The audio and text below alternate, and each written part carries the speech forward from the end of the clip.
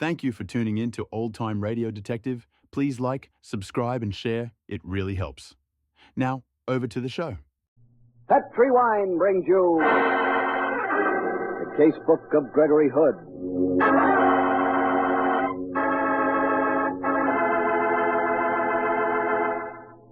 Tonight, the Petri family, the family that took time to bring you good wine, invite you to listen to the story of Gregory Hood, Suspect. Another exciting adventure from the Casebook of Gregory Hood. And as for me right now, I'd like to suggest a delicious new dessert. Peaches in Petri California Muscatel wine. Just imagine juicy, golden sweet peaches flavored by the wine that goes with them perfectly. Petri Muscatel. Sounds good, doesn't it? But you'll never know just how good till the first bite. Absolutely delicious and easy to prepare, too. You just drain the juice from canned peaches, cook the syrup till slightly thickened, mix with twice the amount of Petri Muscatel, pour over the peaches, and chill for 2 hours. Just be sure you use Petri Muscatel, because you know that Petri Muscatel is really special. A sweet, clear, golden wine with a full, rich flavor. It's really good. Try it tomorrow night for dessert. Peaches and Petri Muscatel. You can serve Petri Muscatel proudly because those 5 letters P-E-T-R-I spell the proudest name in the long history of fine wine. Petri.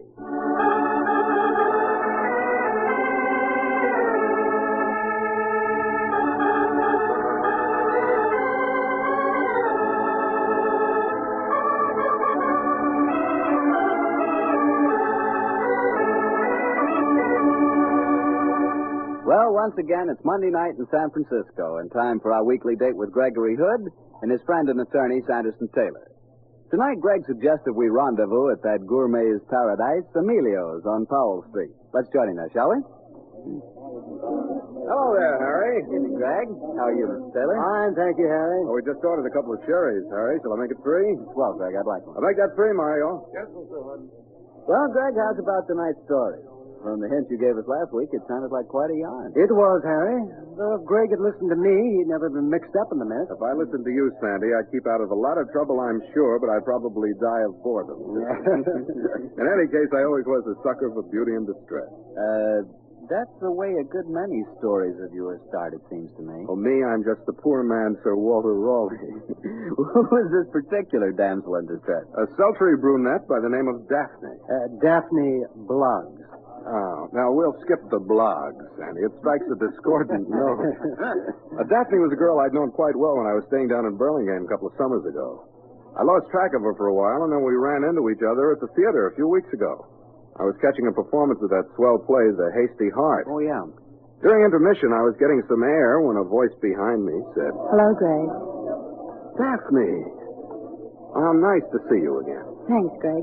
I saw you inside, so I thought I'd catch you at intermission and say hello. Oh, I'm glad you did. How about some supper after the performance tonight? Well, yes, I suppose so. Said she with violent enthusiasm. Oh, what's wrong, Daphne? Where's that champagne sparkle you used to have? Haven't you been getting the proper vitamins lately? Greg's in trouble. Desperate trouble. I'm sorry, Daphne. What's wrong? I'm being blackmailed. Blackmailed? Greg, I'm... Now, let's step over here. Now, let's get the deal straight. Who's trying to blackmail you and what's his hold? Read this note. I found it pinned to the seat of my car when I started out tonight. Plain manuscript paper typed in capitals. Blackmailer's usual bold approach. If you don't wish your father to have proof of last week's convenient car breakdown in Reno, bring $1,000 to the office of Jethro Bronson on Montgomery. If you don't tell the story, with photostatic copy will be sent to your father. Dirty rat. Do you know this Jethro Bronson, Daphne? No, Greg, I've never heard of him. What's the true dope on this Reno story? Oh, it's all perfectly innocent. I was up there with Martin Johnson last Friday. Martin Johnson, he's married, isn't he? Of course, his wife's my best friend. She's in New York, and Martin and I thought it'd be fun to drive up to Reno for the day and do some gambling. I see. We started back late, and the car did break down. We couldn't get it fixed, and we had to spend the night in an auto court. But it was all perfectly innocent, Greg. Well, couldn't you explain that to your father? You remember, Dad. He's Victorian to the core. Oh. Yes, I seem to recall that he asked me my intentions the first time I called on you. course, I didn't tell him. He'd never understand. In any case, I've already lied to him simply because I knew he wouldn't believe the truth. I said I spent Friday night with a girlfriend, and he checked on that alibi.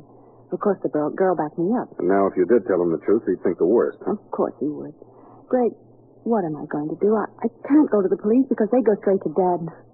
I certainly can't raise $1,000. Well, even if you could, darling, I wouldn't let you hand it over. Then what can I do? Uncle Greg will take care of it. First of all, let's go back and see the rest of the show. After that, we'll go out to supper, and I'll make a phone call. Now, Greg, please be careful what you say. Now, don't worry, Daphne. I'm going to call Sandy Taylor. He's my pal and a very smart attorney, and discretion is his middle name. I think this is a case where we don't make any move without taking legal advice.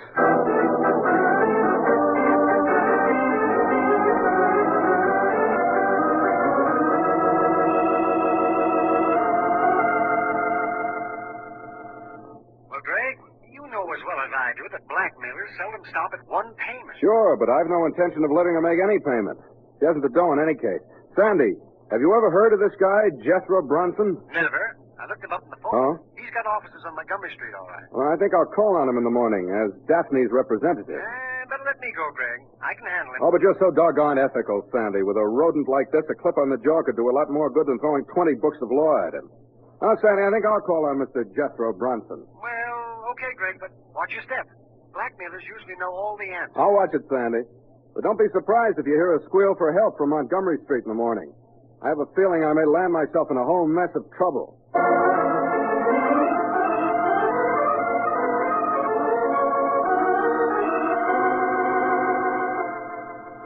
I'm Miss Carter, Mr. Bronson's secretary, Mr. Hood. You have no appointment. No, Miss Carter, but I think if you tell him I'm a friend of Daphne Bloggs, he'll see me. Miss Daphne Bloggs. Just a moment, please.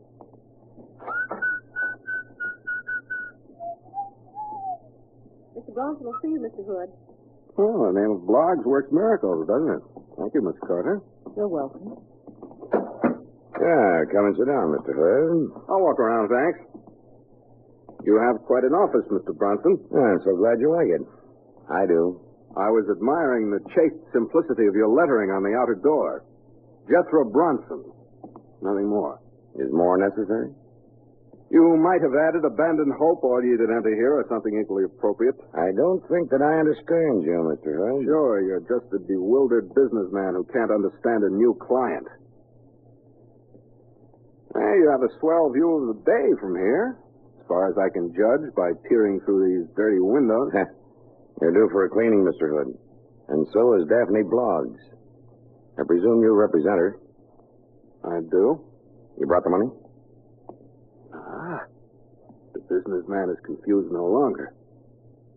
No, Bronson, I didn't bring the money. I thought first I'd like to see the evidence. You can see a photostatic copy of it. Here. Oh. Bronson, you'd have to get on a stepladder to pass the time of day with a louse, wouldn't you? Very funny, Mr. Hood. You own these auto courts, Bronson? Yes. It was a profitable investment. I'll bet, especially when you can fix up the registrations this way. You knew that Miss Bloggs' father was a rich man, I suppose? Mr. Hood, I assure you I know all that's necessary about the family. When do I get the money? I'll give you a check now. A check? Oh, no, Hood, I'm no fool. I want cash, and I want unmarked bills of low denomination, and I'd like the cash today. Okay. I'll go over to the bank. Hood, I don't like the way you're fingering that paper knife of mine. Don't let its sharpness give you any stupid ideas. I have a revolver in this drawer, you know. Don't worry, Bronson. If I did anything to a rat like you, I wouldn't use a knife. I'd use... Yeah, why not? Keep away from me! Ah, that was a pleasure. Have a nice nap, Mr. Bronson. I'll be back in a flash with the cash.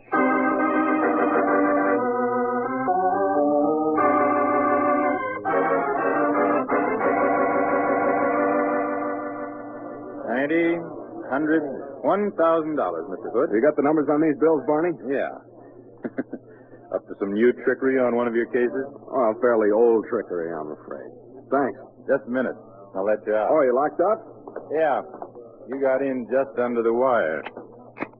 Well, Mr. Hood, good luck with your trick. Luck? Thanks. I have a hunch I may need it.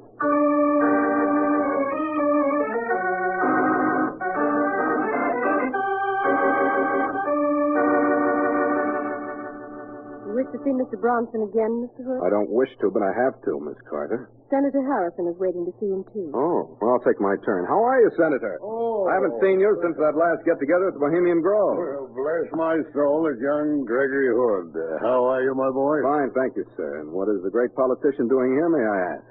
Or maybe I shouldn't. Well, I have certain business with this fellow Bronson.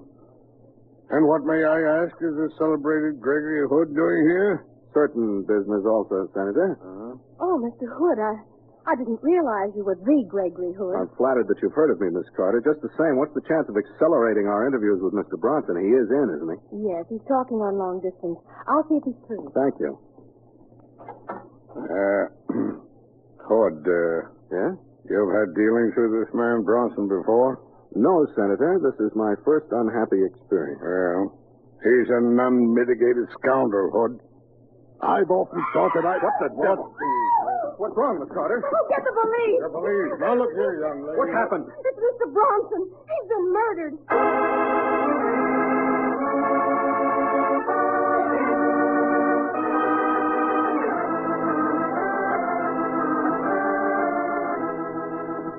The police are taking the devil's own time with their examination, Sergeant. Why don't they question us? I'm a busy man. I'm sorry, Senator, but there's nothing I can do. Well, who's in charge of this case, Sergeant? Lieutenant Magruder, Mr. Hood. Magruder, huh?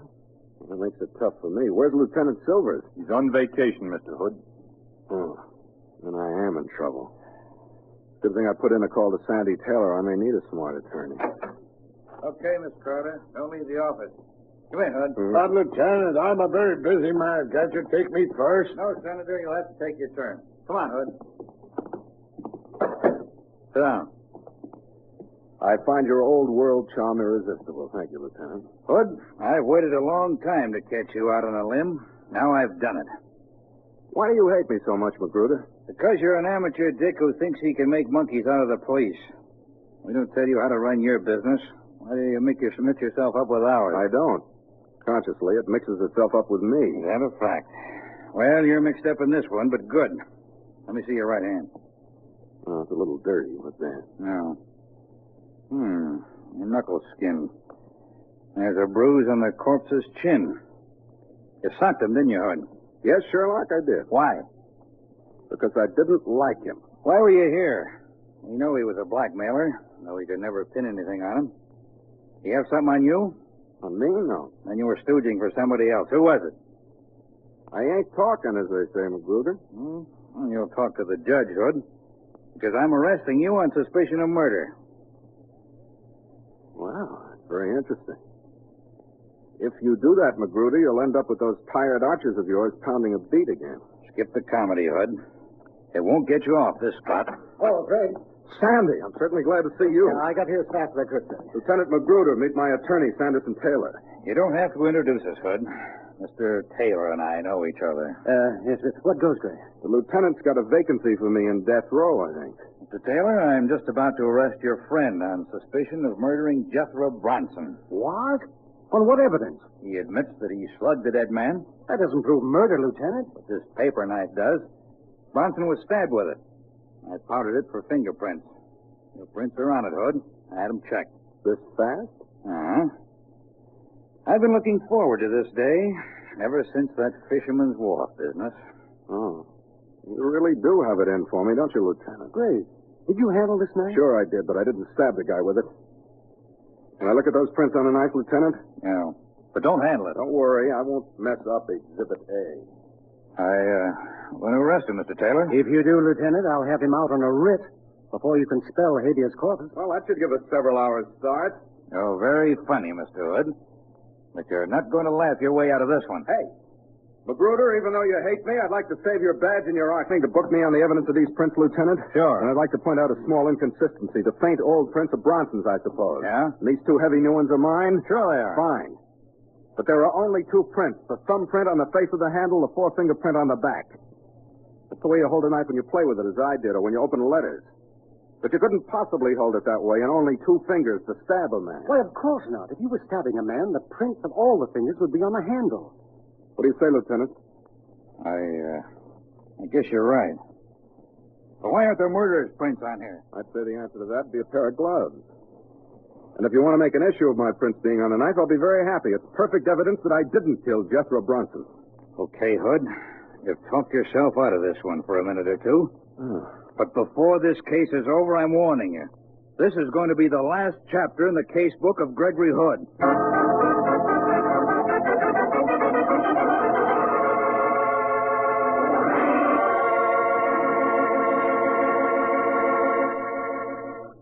While Gregory Hood takes a brief time out from tonight's adventure, I'd like to remind you again about that swell Petri California Muscatel and peaches. Petri Muscatel goes mighty well with peaches in most any form, such as peach cake, peach cookies, and peach shortcake. Yes, the wonderful flavor of Petri Muscatel really does something to desserts made with peaches. There are plenty of luscious canned peaches in the markets now. You can always get Petri Muscatel at your store, and in nearly every locality, your dealer will be glad to give you a little recipe folder which gives 4 wonderful ways to serve peaches with Petri Muscatel. Just be sure you buy Petri Muscatel, because all Petri wines are good wines. Greg, for a moment there, you had me worried. I thought my favorite amateur detective was going to be arrested for murder. For a moment there, I had me worried, too. Lieutenant Magruder's a tough hombre, and Gregory Hood is very far from his favorite detective. But he let you go. Yes. Sandy and I gravitated to the Prosperity Corner bar and quickly went into a huddle. Oh, Greg, you're still under suspicion, and we've got to clear you. Very true, Sandy, and the more I brood about the case, the more I incline to one opinion. Huh? And that is? Well, Sandy, Magruder told us what Miss Carter testified. Yes. She said that she talked to Bronson before he made the phone call. She came into the outer office where you and Senator Harrison were waiting. And the next time she went in, Bronson was dead. Exactly, which would mean that if her testimony is true, that she's the only person who could have committed the murder. Unless, of course, an especially adroit seagull flew through his window and did the deed. If she did stab him, it wouldn't be hard to think of a motive. I've known people before who worked for blackmailers simply because their employer was blackmailing them, too. Sure, but if she were the killer, surely she'd dream up an alibi. Yeah. Maybe she saw you handling the knife and thought your fingerprints would pin the rap on you. Well, it's possible. Yeah. Or it might have been Senator Harrison. Pretty obvious that he wasn't there purely for a social call. Yes, Sandy, I can see the possibility of motive. It's the how of this killing that worries me. The dead man's office was on the 9th floor. Uh-huh. The only exit was through his door. Miss Carter saw him alive, walked outside to where the senator and I were waiting. She goes back a few minutes later.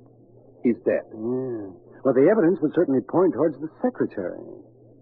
Say, Greg, how's about the girl Daphne Bloggs? She'd know as well as we do that Bronson's death would put her in the clear. That's a good murder motive in itself. Well, true, Sandy, but I repeat, how? Daphne's a very cunning girl, but she can't float through a window 9 stories high. No, that's true. Looks like a blank wall, Greg, but we've got to get around. Or over it. Well, Sandy, I think the next step is obvious. We're going to see the secretary, Miss Carter. Right. Huh? I have her address. She lives on Russian Hill. But I'm worried. Huh? What? I'm an ardent whodunit fan, and she's the obvious suspect by all the rules. It can't be her. Oh, well, this is real life. Let's call on her and see what happens.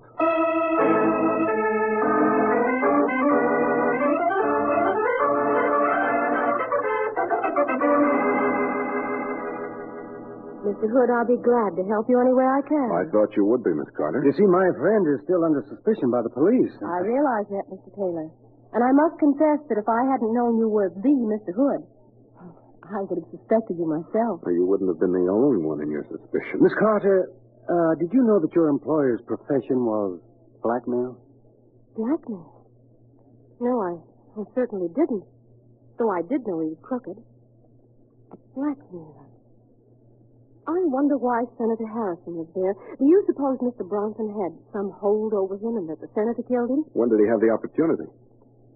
Oh, that's true.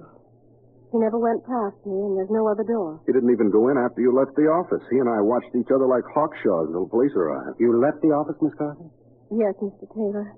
After I called the police, I was sick. What's your own theory, Miss Carter? Well, I didn't have one until I looked at this newspaper, Mr. Hood. Have you seen it? No. What ties in? Well, I spotted this on the back page. Huh? Oh, I may be imagining things, but it seems to me that it might connect. What's it say, Greg? You're a very smart girl, Miss Carter. Listen to this, Sandy.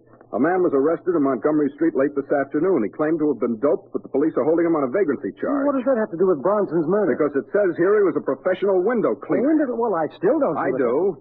Bronson said that his windows were due for a cleaning. You can see what happened.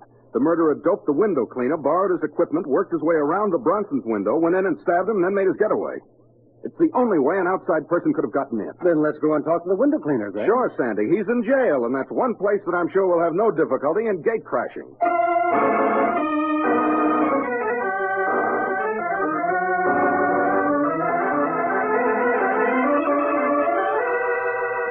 That's the way it was, Mr. Hood. I was standing in the corridor just filling my pipe, and I smell something sweet. Next thing I know, I'm down in the basement. Must have taken me down the service elevator. Sounds like chloroform, Sandy. Yes. What time was this, Hank? Oh, I don't know.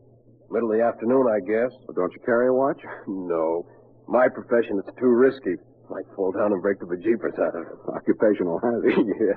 Have you any idea what time it was, Hank? No, but it was sometime in the afternoon because I could hear a radio in one of the offices, and they was giving the race results. And they're always at the same time in the afternoon. How much of it did you hear?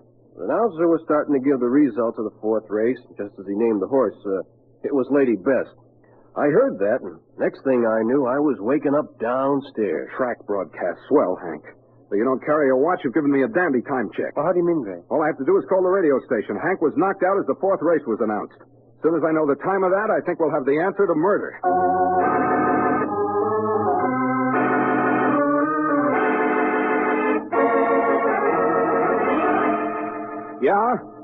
Yeah. Well, then the fourth race was announced at exactly 12 minutes past 3. I'm much obliged to you.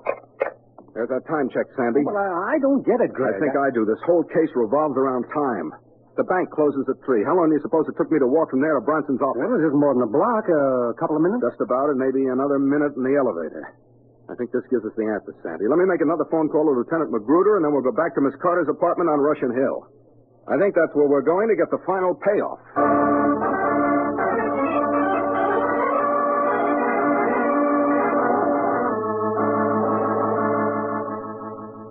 Very nice of you to bring me a co-sergeant, Mr. Hood. I think you deserved one, Miss Carter. If you hadn't spotted that item about the window cleaner, this case might still be unsolved. They've arrested the murderer? Magruder's got a warrant out. Who is it? Sandy's an attorney. Let him lay it on the line for you. Well, this whole case revolves around the matter of time. Very true, Sandy. Go on. The killer, after drugging the window cleaner, had to take his belt, crawl out, and work his way around to Bronson's window. Now, we know that the window cleaner wasn't drugged until 12 minutes past 3. You established that fact when you called the radio station. Exactly, Sandy. So, if the window cleaner wasn't drugged until 12 minutes past 3, the murder couldn't have been committed before 3:15. That's the logical deduction, Sandy. And it's also where the whole case blows up. What? How do you mean, Mr. Hood? Miss Carter, it's a problem in primary mathematics. I got to my bank at closing time. I was let out a few moments later. It took me 2 minutes to walk to the office building, say another minute in the elevator. I was in the office with you not more than a minute before you went in and found the corpse. I still don't understand, Mr. Hood. Well, I'll go over it again, and you count on your fingers, Miss Carter. I left the bank at 1 minute past 3, 2 minutes to walk to the office, a minute in the elevator, and a minute in the outer office would add up to 4, or at the latest 5 minutes past 3. And at 5 minutes past 3, you went back in the office and he was dead. Yes, Greg, that's right. Uh-huh. But on the other hand, the window cleaner, who was to become our number one suspect, wasn't drugged until more than 5 minutes afterward. Afterwards? But why, Mr. Hood? Miss Carter, you make a pretty picture of innocence, but I don't know who you think you're fooling. What do you mean? The whole thing is obvious now. You killed Bronson. Then when the senator spoke to me, you realized I was the Mr. Hood, as you put it, so you knew it wasn't safe to frame me. So she dreamed up the idea of drugging the window cleaner and then drew the fact to your attention. Sure, Sandy. It was a neat idea, a very neat idea. If there hadn't been a cast iron time check on the whole deal. You're very quiet, Miss Carter. You said that Lieutenant Magruder had a warrant out. That was just to lead us into this conversation. Magruder wouldn't believe a word I say. But Lieutenant Silvers will be back soon. He'll believe me. You'll never talk to him. Your friend either. Put that revolver away, Miss Carter. Surely one murder a day is enough. 1 or 3, it doesn't make much difference, Mr. Taylor. Why did you kill Bronson? He was blackmailing me, too. What hold did he have on you? My husband was overseas. I wasn't playing square. Oh, and Bronson found out, huh? Yes, and I only learned about it yesterday. So you stabbed him and then dreamed up the window cleaner gag. Yes. I knew that the windows were due to be cleaned today, and I suddenly saw how I could establish a perfect cover-up. It was a perfect cover-up, Miss Carter, if it weren't for the fact that we can establish the time element. Wait a minute, let me get this straight. You went into Bronson's office after I left. You found him where I knocked him out cold. You stabbed him. Then after you called the police when you said you were sick, you left the office and drugged the window cleaner, took him down in the service elevator, and hoped we'd fall for the idea that the murder had been committed by someone coming in through the window. That right? Yes, that's what I'd hoped. It's a pity you had to be so smart. I really don't want to shoot you, but I must. Miss Carter? It's the only way. Magruder! Thank you. I'll take care of that gun.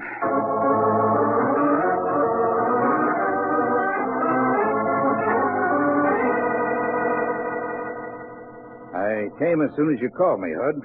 I didn't trust you, but I figured I might as well listen. I came up on the fire escape. Nice of the young lady to leave her window open. Well, Magruder, you have your confession. And also, I hope you realize that you've got a nasty, suspicious mind where I'm concerned. Okay, Hood, you were right. This time. And I don't mind getting at the rights of a case. Even if an amateur has to help me. But one of these days, you're going to start something you can't finish. I hope not, Lieutenant, but it's possible. You're darn right it is. And when that happens, it's my last prayer every night that I'll be the cop on that case.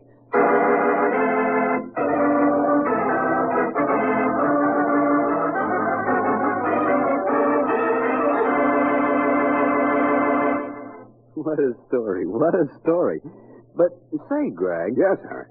I'm more convinced than ever that Magruder just doesn't like you. Why, that couldn't be. Oh, no? Why, he's very solicitous about my health. Seems determined that someday I'm going to take a long rest at San Quentin.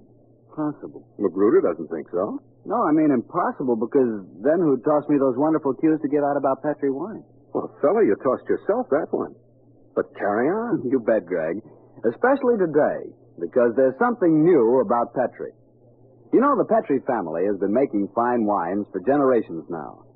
It's a heritage passed down from father to son, from father to son. And now, this art in winemaking has made possible the crowning achievement of the Petri family. For at last, Angelo Petri himself has developed a wine so superb, it stands out among the truly great wines of America. Yes, that great winemaker, Angelo Petri, has done what every maker of fine wines hopes to do. He has created a wine to which he can proudly put his own signature. Angelo Petri's signature bottle wine from California. What a wine. Words can't describe its wonderful fragrance and taste. I can only tell you that if you're hard to please about wine, this is the wine for you. Ask your dealer if he's received his allotment of Angelo Petri. Angelo Petri's signature bottle wine is available only in limited quantities. But if you find it, you'll enjoy the finest wine of a famous winemaker, Angelo Petri. Well, Greg, which story out of your casebook are you planning to tell us next week? An adventure that took place under the big top of the San Francisco Circus a few months ago, Harry. The story tells of a very colorful girl who trained snow leopards and of a sad clown whose first smile proved to be a smile of death. See you next Monday, Harry.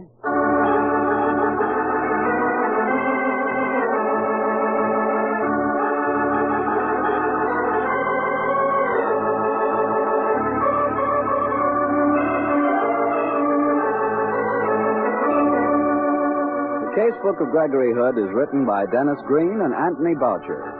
Original music composed and played by Dean Fossler. Elliot Lewis plays the part of Gregory Hood, and Sanderson Taylor is played by Howard McNear.